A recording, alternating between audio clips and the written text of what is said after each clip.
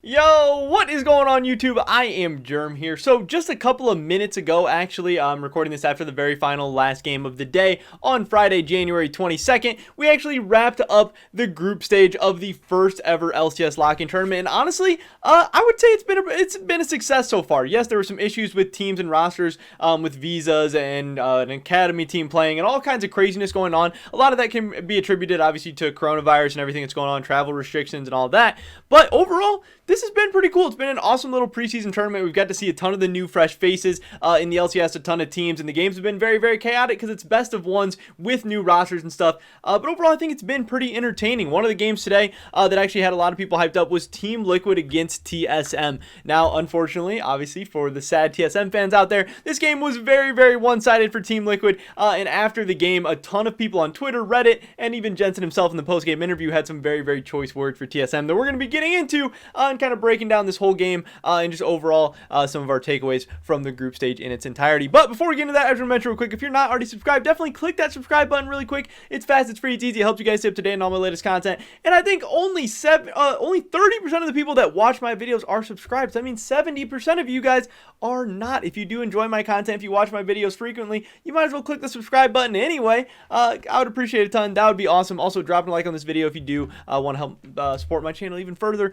would be absolutely awesome. It really helps me out that YouTube algorithm. With that being said, let's get right into this. So TSM played against Team Liquid. If you didn't see how that one went, it was not good. 18-3 in kills. Team Liquid ends up with a 14k gold lead. This was just not a close game. Tactical 5-0-10. He honestly popped off. He was doing disgusting amounts of damage. Core JJ had an amazing game, 307. Jensen just facilitating all of that. They had a really, really good comp for the Galio with the Nidalee, with the Camille. Two options of champions to dive in with Galio to come over the top. Alfari, he was the sloppiest one on the team with 2 whole deaths, but a 5-2-3 game for him there. Just a really, really easy game for Team Liquid. It really started out with a huge bot diff. As you can see, the bot lane of TSM when it combined 1 and 9. This was a rough game for them. And Spica with the 1 and 5 Lily as well. So not a whole lot going right for TSM in this one. And after the game, the Tigers actually asked Jensen about what he was thinking about TSM, what his thoughts are, and here's what he had to say. When you're facing off against TSM, they're kind of in that same boat, but have had some rocky moments. You've had some choice words for their previous rosters. I'm curious as to what you think of them now, having faced them, and maybe the potential of them to combat you down the line in the season.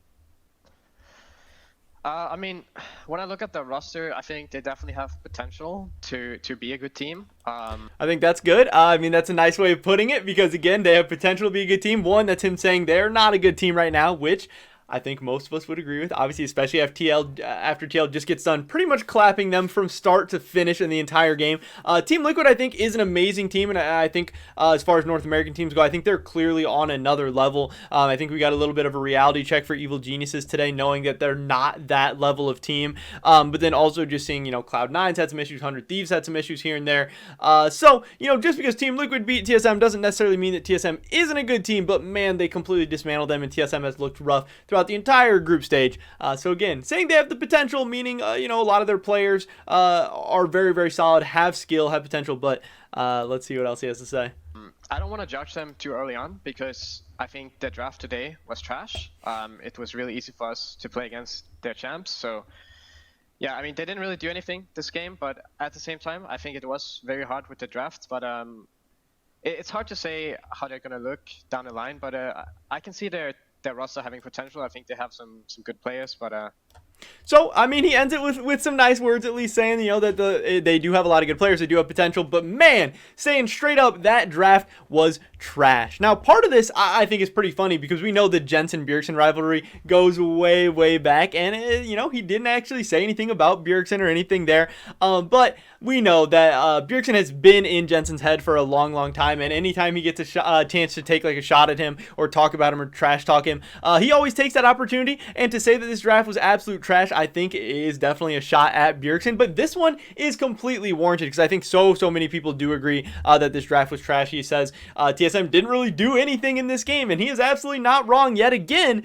But he is saying that TSM didn't really have a chance to do much. Like, he's not saying they played amazing, but that maybe their play does not completely reflect exactly how this game went, because the draft was just really, really unplayable. And I think this is hilarious that Jensen said this, and pretty funny. And honestly, so far, Jensen has had some of the spiciest interviews throughout the preseason and now into the lock-in tournament as well. And he's becoming one of my favorites just for getting quotes, just a quote machine. And my favorite part is he hasn't really been wrong about too much so far. He's being very open, very honest, not being afraid to talk. And then, him and Team Liquid are also backing things up on the Rift, but he's calling it like he sees it, and it is tough. And again, if we take a look at this TSM draft once again, just so we know what's going on here, I mean, we see a lot of people's problem with this is going to be the fact that this is Huni on Gnar for, I believe this is the 4th game. I think they played Gnar all 4 games, and Huni in this game did not look bad. It was not Huni's fault that they lost this game, but man, when you have a player like Huni, who is one of consistently the highest DPM top laners in the league, and you have a legitimate carry threat, especially when the bot lane has been looking as iffy as they can, or like as shaky as they have been. Sword Art has been pretty good. He was not great in this game, but in the previous couple games, Sword Art was actually decent, but Lost has been okay, but not good, and not like a consistent carry threat. So, and also Power of Evil has been a little shaky as well. So if you want to take games off good teams, maybe the play is to start playing around the top lane when you have a big carry player in Huni. And he didn't play Gnar all 4 games. I remember he played the one Ornn game, which he actually looked pretty good on the Ornn as well. But 3 straight Gnar games, and each time the Gnar has not looked bad. It has looked bad in some of the games, but it hasn't looked bad every game. But it's never looked like amazing. It's never looked like, oh yeah, we need to make sure we get Huni on that Gnar. We need to prioritize that. That's really, really good. It's really strong. And in this game, into the Camille, which is just a really, really rough matchup, early, mid, late, it's just really, really just not a position Gnar wants to be in. Never really going to have an opportunity to do much in the side lanes. It's just rough. And then, it's Camille Galio as well, so he's going to be, they're going to have chances to kill him in the lane and stuff too. It's rough. But Huni has a champion, Ocean, and he can play carries, and he can just do so much and be an absolute threat to maybe open up the map a little bit for your young, inexperienced player in Lost to maybe have a little more wiggle room to get some more leads and resources and stuff, and having more resources drawn away from him.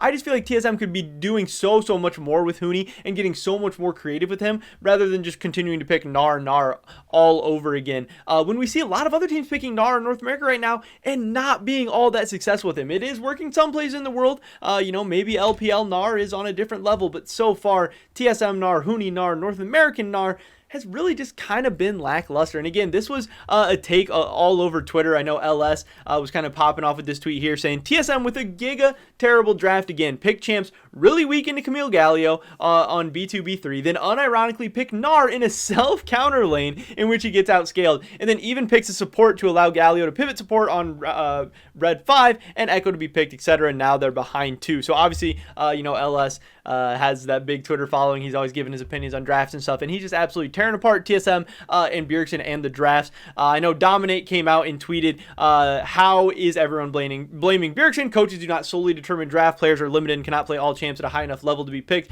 whenever there's a good spot for them.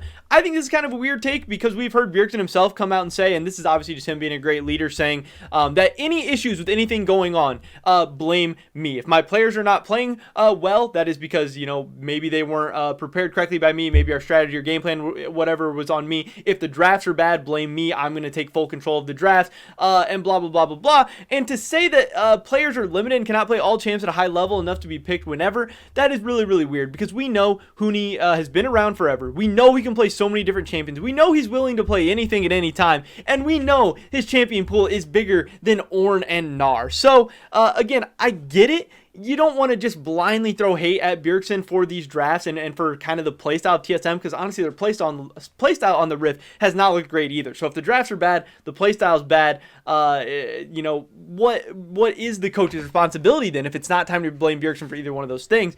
I don't think, to blame him for that stuff doesn't mean that Bjergsen is a terrible coach or anything. He's obviously new to the coaching position, and his team has a lot of brand new moving parts, and it's going to take time to develop his team team can develop and synergize hopefully a lot down the road, and hopefully he can improve as a coach down the road too. But that doesn't mean it's completely unfair to say right now that Bjergsen is not doing an amazing job with the drafts, with setting up his team in positions for success, and even coming up with a good game plan and for like just a team that's playing a good style on the Rift. Because you can have bad drafts, but you can still like be proactive and be trying to make plays and stuff, even though it might be a little bit more difficult. But again, I think for the most part, the drafts do have to go back to the coaching staff. They do have to ultimately be responsible for them. Again, whether or not the players can play every single champion, well, then you need to have good drafts to set up your players in the best position for success. But I think this statement from Dominant is absolutely ludicrous here, because we know Huni is willing to play just about anything and everything, and we know he has a much bigger champion pool than this. So again, it's not all Bjergsen's fault. You know, at some point, the players do need to perform. PoE has kind of not been his usual self. I know control mages aren't necessarily the best right now, but he's been a little bit rough. Spica's kind of been up and down, inconsistent right now. Lost is honestly starting out with a rough start to the year. And honestly, Huni and Sword Art have been solid at times, but the drafts have just been really, really weird. And this was a big criticism last week for TSM and for Bjergsen, and now into this week, it doesn't really look like anything changed. And I think people are just a little bit frustrated, mostly by that Gnar pick, but again, there were definitely some weaknesses to this TSM comp. And yes, Team Liquid is a great team. They are an amazing team, and they're looking really, really good, and they're honestly probably the tournament favorite at this point to go ahead and win the whole thing. So TSM was not really expected to win this game, so just the fact that they lost should not be that big of a deal. But man, the way that they got stomped, if TSM wants to be a world team, you know, they need to be a top 3 team in North America.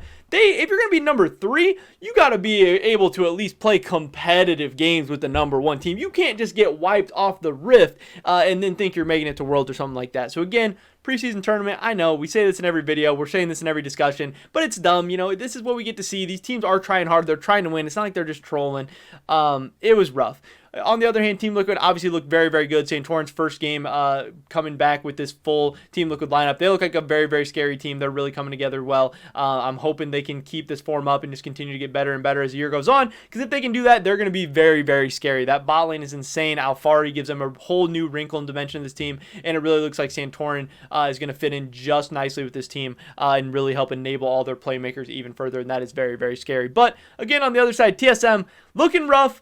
I don't know exactly what's going to happen for them in the knockout stage. It's definitely going to be interesting. I hope that the drafts get better. I hope the gameplay gets better. And I hope they just try some different things. Try some different drafts. Try some different picks. Get Huni on a big carry champion. Get him a Gangplank. Get him a Rumble. Get him something crazy, exciting, and fun. And see if he can go do like 30,000 damage in a game on something like that, rather than keep throwing him on the Gnar up in the top lane and trying to play around like our bot lane, who isn't really doing anything right now. But you know, that's just my opinion. Who am I? That's something that I'd like to see, but it seems like a lot of other TSM fans and just LCS fans in general who just want to see good games, because that was not a good game. That was boring as hell. You know, want to see something a little bit different. But that is pretty much it for this video today, guys. Definitely drop a like if you enjoyed it. Leave a comment down below. What do you think's going on? Is this bad drafts? Is it Bjergsen's fault? Is it TSM's fault? Is it Huni's fault? I'd love to hear your guys' thoughts and opinions.